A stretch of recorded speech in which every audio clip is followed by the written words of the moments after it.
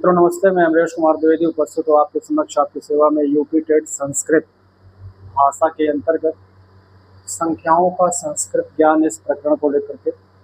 मित्रों, आपको पता होगा कि कल वाले वीडियो में मैंने आपके लिए 1 से 50 तक की संख्याओं का संस्कृत ज्ञान उपलब्ध करवाया था और उस वीडियो में मैंने संख्याओं का जो संस्कृत ज्ञान है या जो संस्कृत उसके लिए शब्द निर्धारित किए गए हैं उसमें बारीकियां मैंने आपको बहुत समझाया, बहुत अच्छे से समझाया था। शायद इस तरीके का सूक्ष्म अध्ययन पूरे यूट्यूब चैनल पर किसी के द्वारा नहीं करवाया गया होगा। निश्चित रूप से आपको ये एहसास होगा यदि आपने पूरा वीडियो देखा होगा।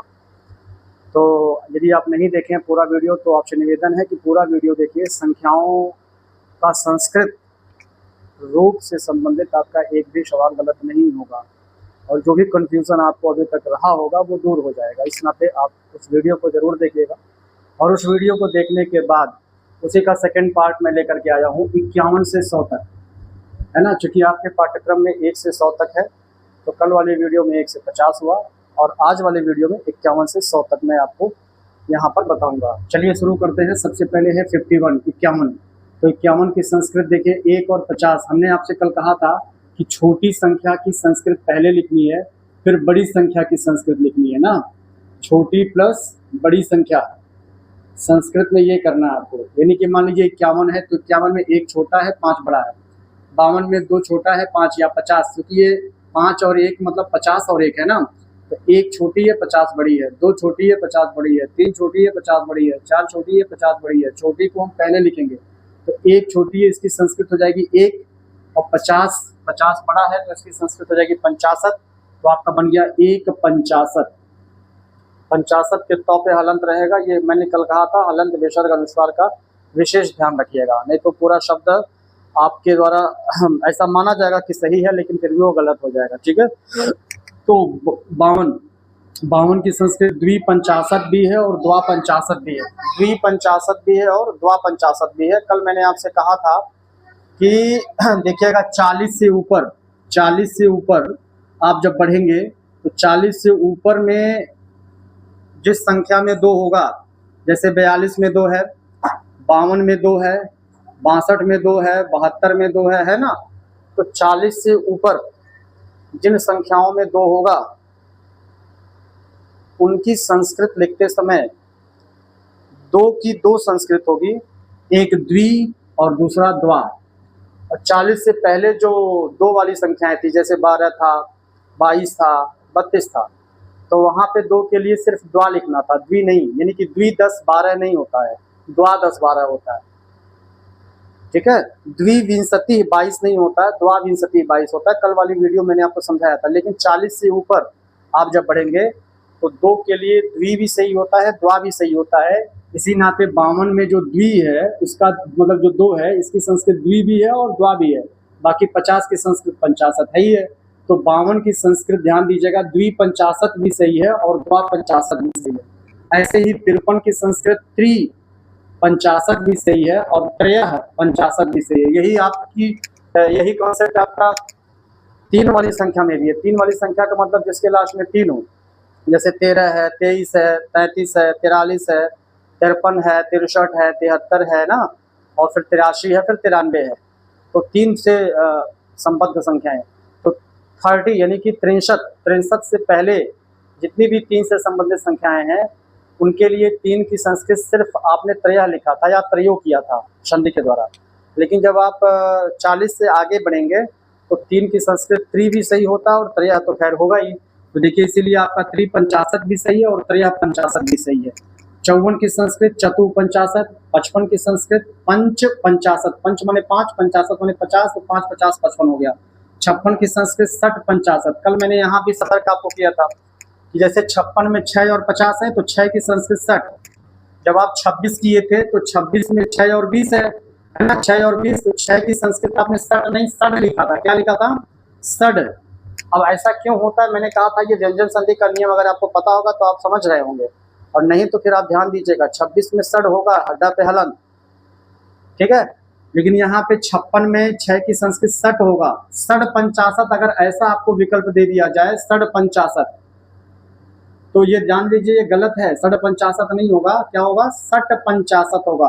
6 माने 6, 50 माने 50। ऐसे ही 57 में 7 और 50 है तो 7.50 हो गया। 58 में 8 और 50 है तो 8.50 भी सही है, 8.50 भी सही है।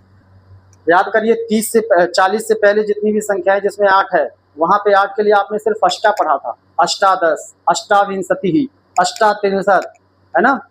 और 40 से ऊपर अष्ट भी सही माना गया था और अष्टा भी माना गया था, कल वाली वीडियो मैंने आपको बताया था। इसी नाते 58 की 8.50 भी सही है और 8.50 भी सही है।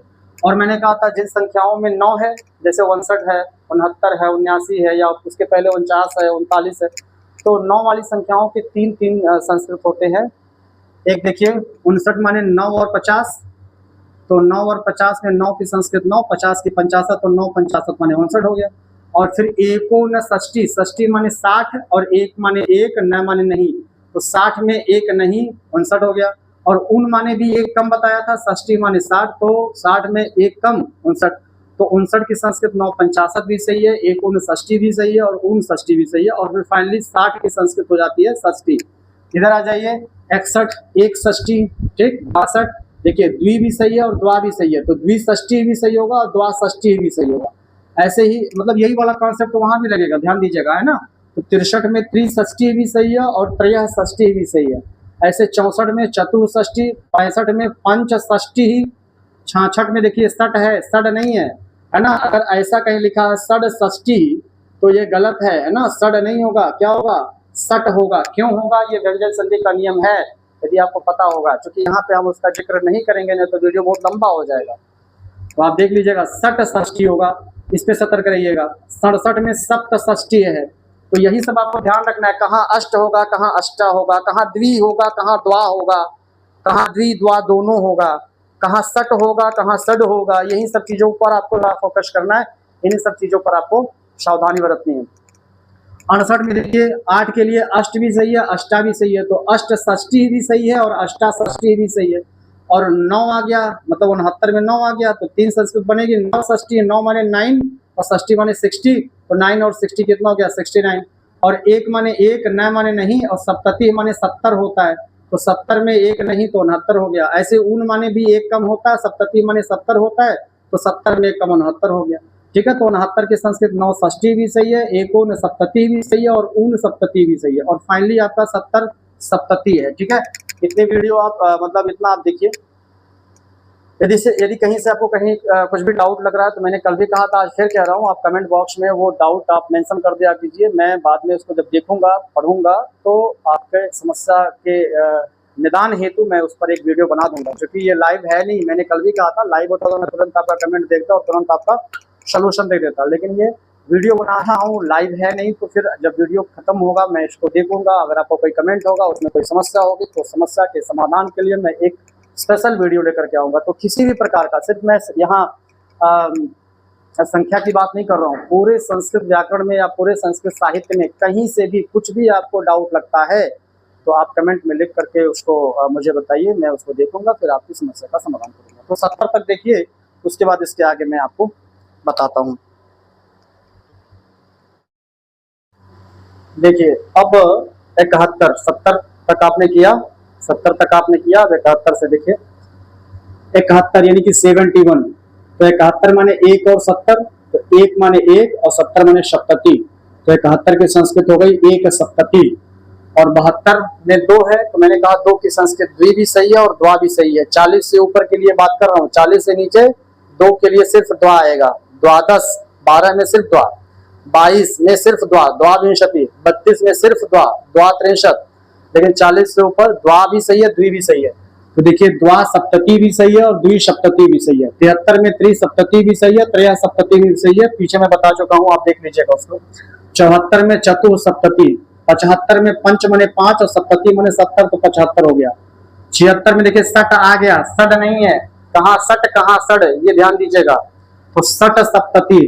77 में सप्त सप्तति, 78 में अष्ट भी सही है और अष्टा भी सही है, ध्यान दीजिएगा, अष्ट सप्तति भी सही है और अष्टा सप्तति भी सही है, कारण मैं आपको बता चुका हूँ, पीछे बैक करके आप देख लीजिएगा। 79 में 9 आ गया, तो 3 संस्कृत बनेगी, 9 सप्तति, 9 और 70, मतलब 9 और 70, 79, और 1 9 और देखिए यहाँ पे दीर्घ संधि हो गया है ना, न और अशीति। यहाँ पे देखिए अशीति है ना, अशीति, अशीति माने 80, तो वही अशीति यहाँ है। और अशीति का अ और न का अ मिलके आ हो गया दीर्घ संधि से। तो एक माने एक, न माने नहीं, और अशीति माने 80, तो 80 में एक नहीं कितना, 79। और यहाँ देखिए ऊन और अशीति का दीर्घ संधि उनाशीति हो गया, दीर्घ संधि है ना, अकशौड़े दीर्घ। तो ऊन माने एक कम और अशीति माने 80, तो 80 में एक कम 79। तो नौ सप्तति भी सही है, एकोनाशीति भी सही है और उनाशीति भी सही है। मात्रा पर ध्यान दीजिएगा, एकोनशीति विकल्प में दे देगा ऐसे, एकोनशीति ही जब किसका पूछेगा, 79 का, 79 का जब आपसे संस्कृत पूछेगा, तो आप अगर मात्रा पर ध्यान नहीं दिए हैं पढ़ते समय, तो आप यहाँ देख करके चकरा जाएंगे और गलत कर देंगे। तो एकोनशीति और एकोनाशीति, तो ध्यान दीजिएगा, नाशीति है ना, ये देखिए एकोन ये होता है और प्लस अशीति ही। तो जब दोनों का आप दीर्घ संधि करेंगे तो क्या बनेगा, ये बी वाला एकोनाशीति। इस नाते आप ध्यान दीजिएगा इस सब चीजों को, ना, नहीं तो फिर ए और बी में आप कंफ्यूज हो जाएंगे। ऐसे ही उनाशीति है, उनशीति नहीं, ऐसे आपको विकल्प में उनशीति भी दे देगा, तो उनशीति नहीं सही होगा, है ना, उनशीति गलत है, यहाँ पे आ की मात्रा लगेगा, तब उन और अशीति का मतलब दोनों मिलकर के उना हो जाएगा। और 80 का अशीति हो जाएगा, है ना। अशीति में भी आप सतर्क रहिएगा भाई, 80 की संस्कृत पूछे तो आपको अशीति ऐसे भी दे देगा और अशीति ऐसे भी दे देगा। तो अगर आप पढ़ते समय ध्यान दिए हैं कि अशीति में दंत स है कि तालव्य श है, तब तो आप कर ले जाएंगे, और नहीं ध्यान दिए हैं दंत श है कि तालव्य श है, तो फिर उसे में अंगल मंगल करना पड़ेगा आपको, ठीक है। तो उसके बाद 81 के देखिए 1 और 80, तो 1 और अशीति दीर्घ संधि होकर एकाशीति बना है। अब देखिए 80 और 90 के बीच में हमने क्या कहा, 30 तक 30 तक 2 के लिए सिर्फ द्वि, तो 82 में 2 के लिए सिर्फ द्वि आएगा, ठीक है। और द्वि, ये देखिए द्वि और अशीति, तो यण संधि होकर के क्या बन जाएगा, ये द्वयाशीति बन जाएगा। द्व अगर दिख नहीं रहा तो मैं यहाँ लिख दे रहा हूँ, द में व और हलंत ऐसे, फिर य और फिर शीति, ठीक है, द्वयाशीति ऐसे होगा। यानी कि 22 में 2 की संस्कृत सिर्फ द्वि होगा, द्वा नहीं होगा, इसको जरा आप ध्यान दीजिएगा। ऐसे ही 83 में 3 की संस्कृत सिर्फ त्रि होगा, त्रय नहीं होगा, तो यण संधि के द्वारा त्रयाशीति बन जाएगा। और फिर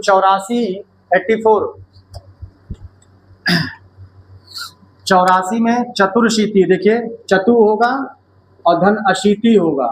अब आप विसर्ग संधि का नियम जब लगाएंगे तो ये विसर्ग आपका र में कन्वर्ट हो जाएगा, तो ये कैंसिल होकर के च तु और र से आ मिल जाएगा, तो र और शीति ऐड कर देंगे तो क्या बन जाएगा, चतुर्शीति। तो ध्यान दीजिएगा इन सब चीजों को।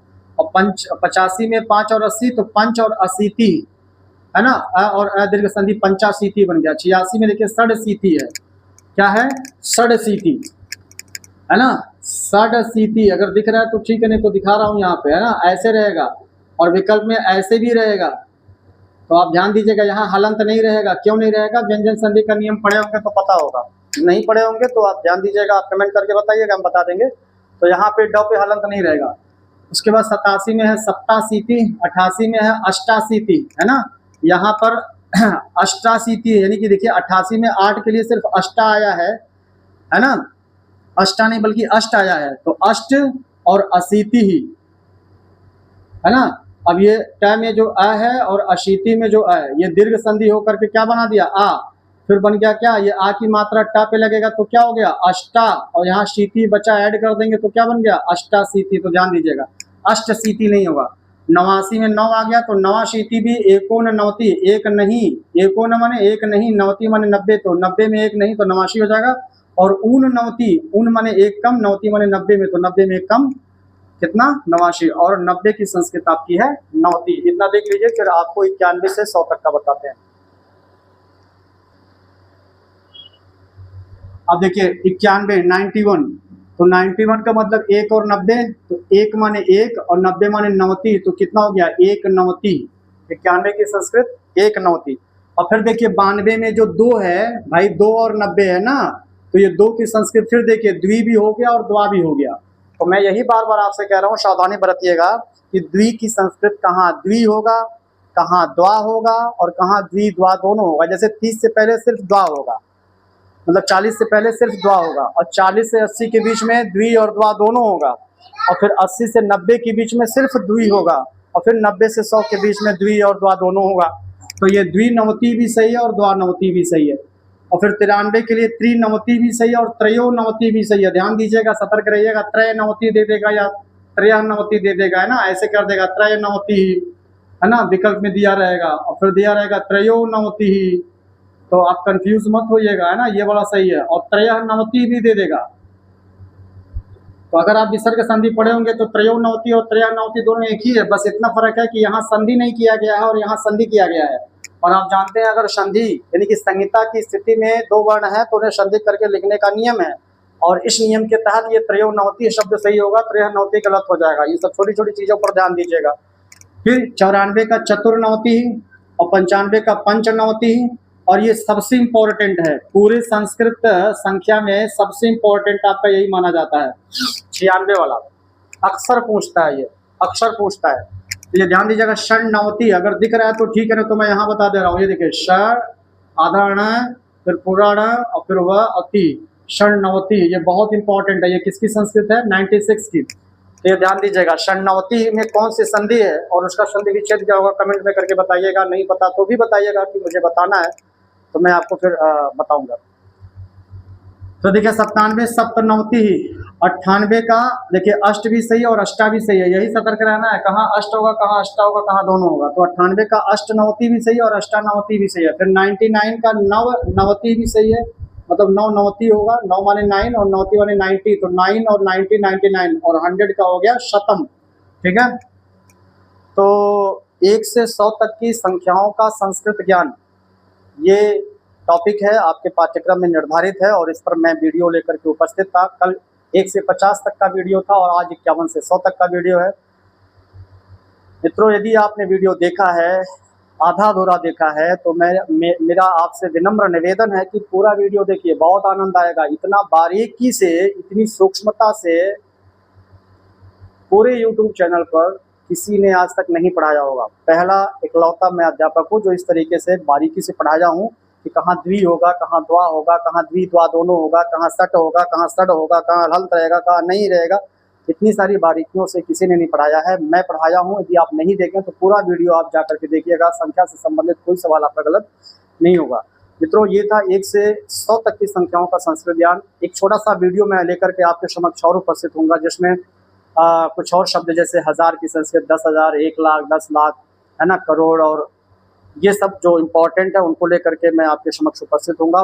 तथा फिर से एक बार मैं आपको उस वीडियो में बताऊंगा कि 1 से 100 तक की संख्याओं को याद करते समय, पढ़ते समय, सीखते समय क्या क्या बारीकियां बरतनी हैं। एक बार फिर से उसका मैं कंक्लूजन के रूप में आपको वो सारी चीज़ें मैं समझा दूंगा।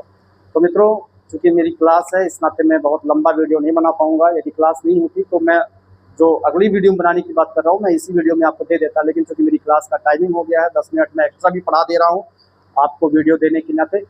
तो मित्रों, आज इससे ज़्यादा नहीं हो पाएगा, मेरी मजबूरी है।